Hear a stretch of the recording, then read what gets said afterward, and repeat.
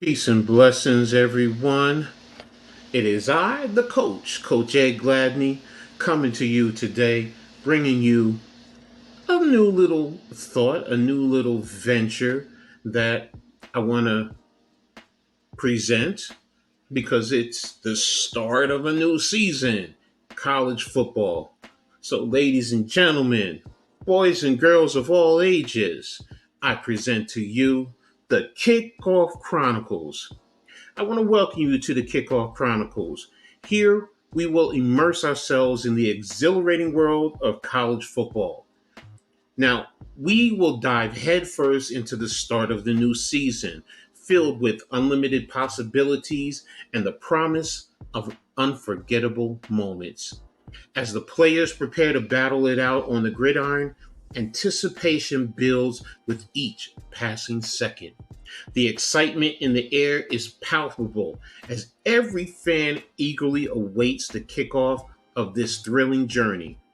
It's a time when dreams are born and greatness is forged.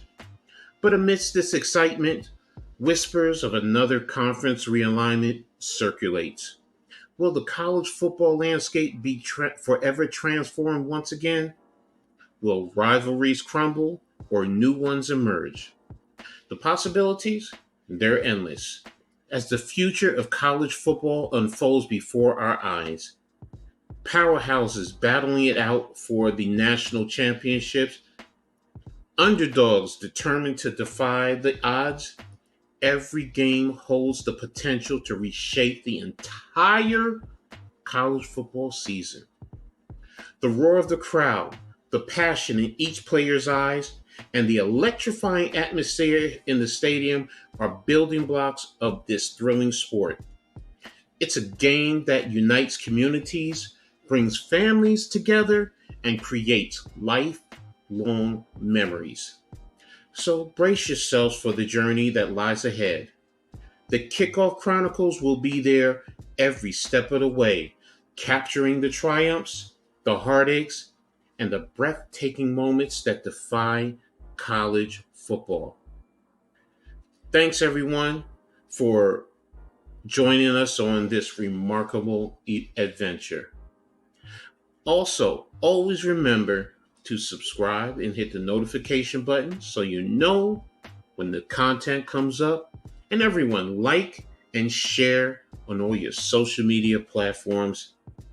This way, we'll always all stay tuned for the latest updates in the wonderful world of college football. So, let's get ready to rumble, especially with week zero. That's right. College football starts off with a week zero, and that starts this upcoming weekend. Right, usually the last week in August, right before the Labor Day weekend, is when week zero begins. And boy, is it going to be ever exciting this year. So many different games, so many different storylines, you name it, and it's out there in the wonderful world of college football. Now, Saturday, August 26th, there's going to be a few games that I will be tuned into.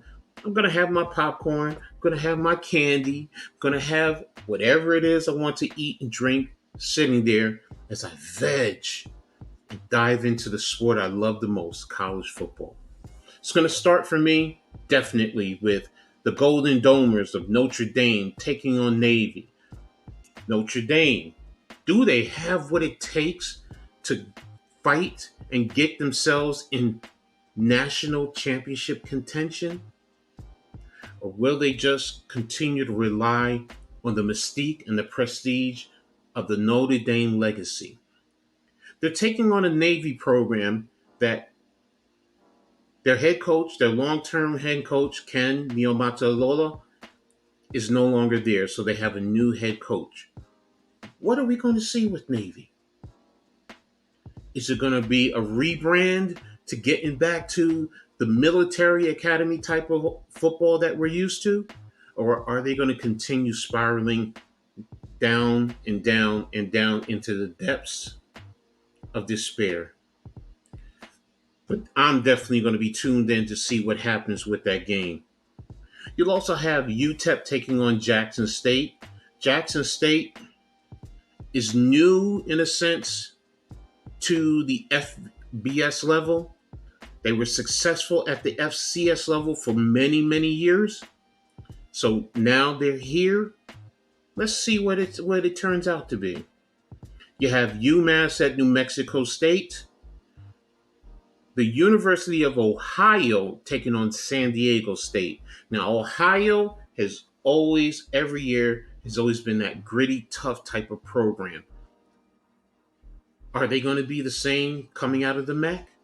San Diego State, they have set a name, they have created a name for themselves. A tough type of brand of football. They're ready to prove that they deserve to be aligned with power conferences. They were trying to get into the pack, but we all know what happened with the pack. So they're stepping back, staying in the Mountain West. But when another opportunity aligns itself, whether it's with the Big 12, the ACC, maybe, who knows, maybe even the Big 10, we don't know. But they want to be aligned with the power conferences.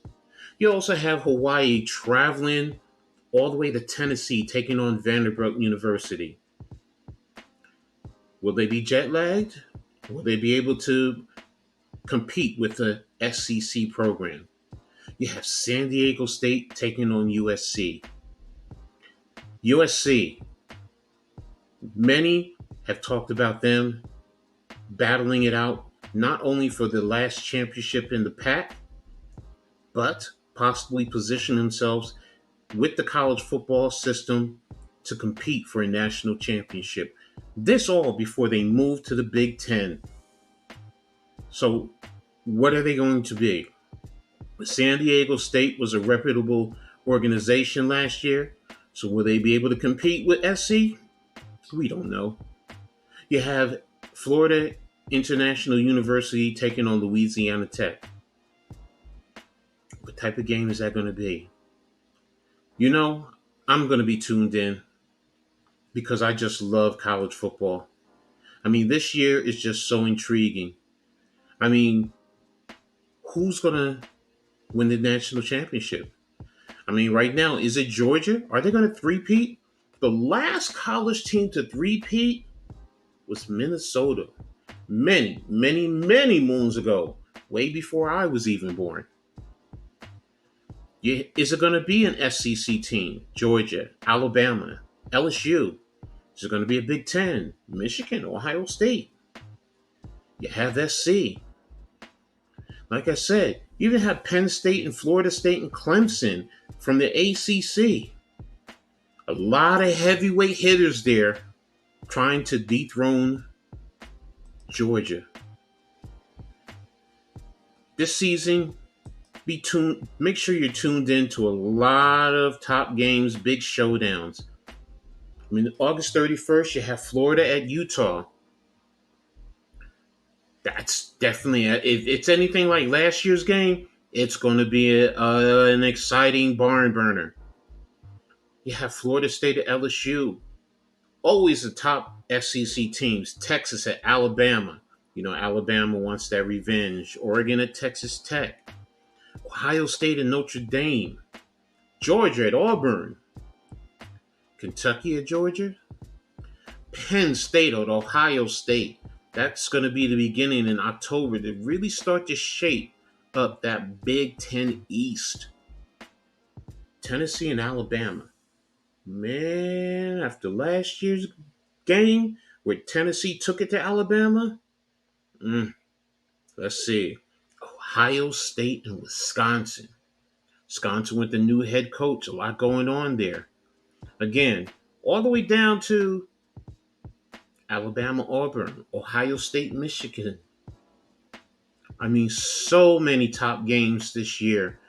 And it's going to be a great season in terms of college football. I'm excited. You know, you're going to be intrigued to see who's going to be the surprise team this year. You know, there's so many different possibilities on who can be the surprise team. Some are even intrigued to see Colorado with Coach Prime. That's right, Deion Sanders over there. What's going to happen out there? Can he get that program to take a step up from 1-11 last year and then basically ushering out so many of the kids from last year and bringing in his own? Many don't like that because of the transfer portal, but that's the rules of the game, baby. Hey, Coach Prime is just playing by the rules. Don't hate the player, hate the game, baby. But let's see what he can do there.